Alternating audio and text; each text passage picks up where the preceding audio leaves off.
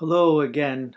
Today in this video I want to talk about how to nurture your creative impulse to really honor that beauty that you create instead of limiting that tender shoot just as it's starting to come up out of the ground. So to honor your creative impulse and instincts, that's what I want to discuss in this video today, how we do that in our writing. Welcome to Devotion to Writing, a channel devoted to helping you cultivate a daily devoted writing practice so that you can go more deeply into your written work and realize you are creative abundance. Every day we slaughter our finest impulses. That is why we get a heartache when we read those lines written by the hand of a master and recognize them as our own, as the tender shoots which we stifled because we lacked the faith to believe in our own powers, our own criterion of truth and beauty. Every person, when they get quiet, when they become desperately honest with themselves, is capable of uttering profound truths. We all derive from the same source. There is no mystery about the origin of things. We are all part of creation, all kings, all poets, all musicians. We have only to open up, only to discover what is already there. This was said by Henry Miller, and I couldn't agree more with this. It sums up everything I believe about us, about writing, about creating, about living. It is just so profoundly simple to write and yet so difficult. And the irony is that we are filled with stories, and yet I feel like it's our infatuation with these stories, our manufacturing of the stories in our head that leads to the slaughter of our own powers and our own impulses and our own instincts, to the beauty that we create, to our creative ideas. And so in some ways, I think we need to unstory ourselves in order to write the truth and the beauty of us. And this is where our devotion comes in, our practice of sitting at the page and really indulging our own writing for not just for a bit, but indulging it when we are in that creative moment. I have also described it as honoring it. That when we are in the act of creating, of putting words on the page, of writing what is coming to us, coming out of us, that our job at that point is not to limit anything we're doing, but to magnify it, to radiate it, to amplify it. So again, our practice is then not to stifle the impulse, the urge, the images, anything that is coming to us, but get those down on the page. That is our practice. We can always go back and edit. We can always craft things later. But until we do make with these things, how do we really know what we're after?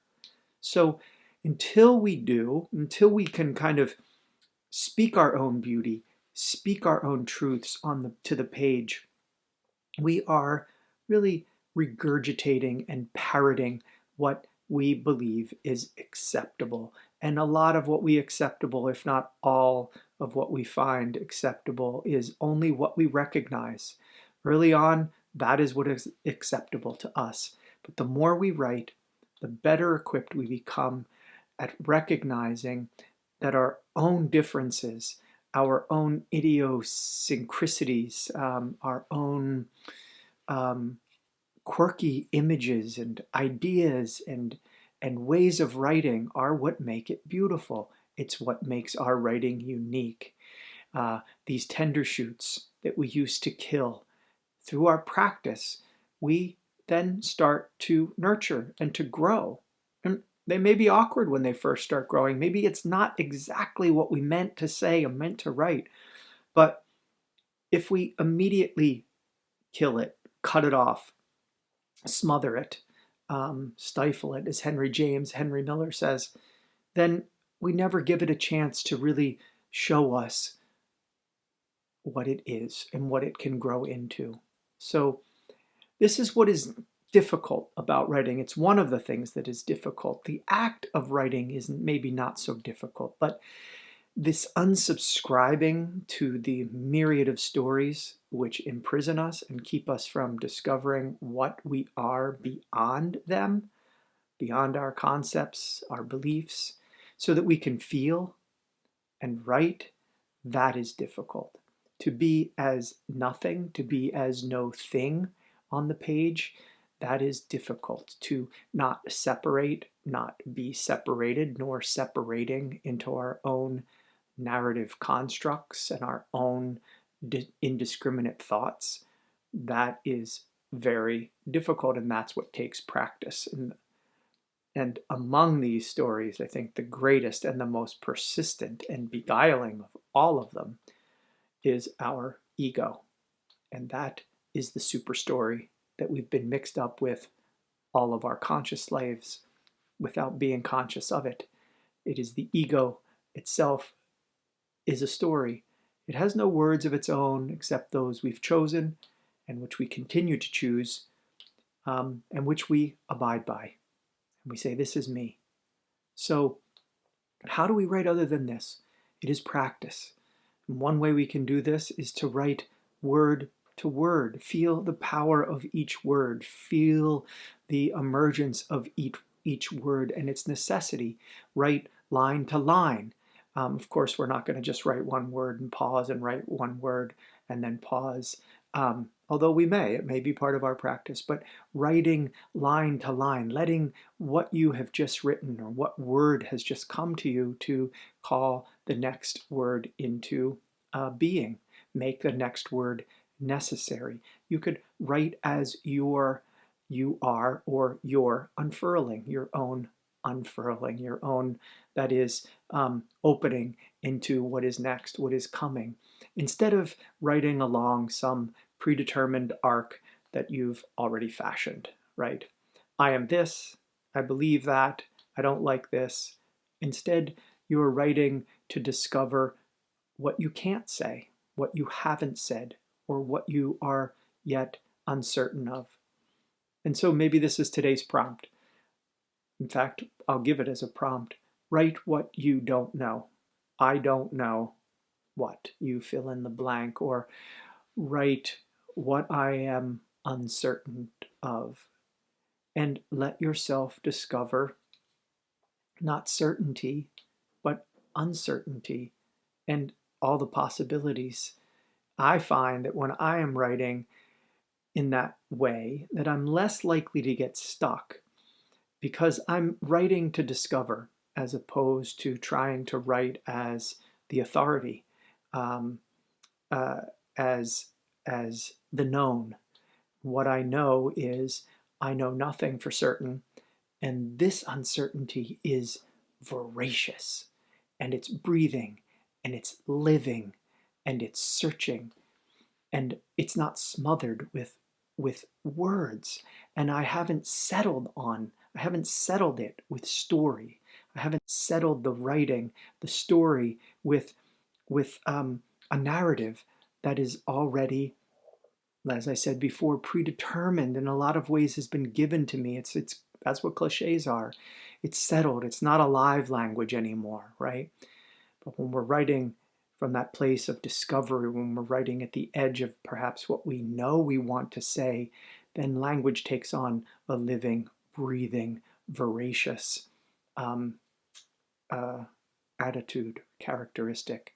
And so it is free, and you're free to play out the endless possibilities of what might come.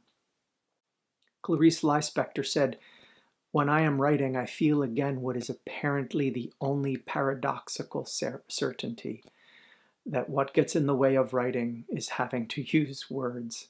Now, Words are our material, of course.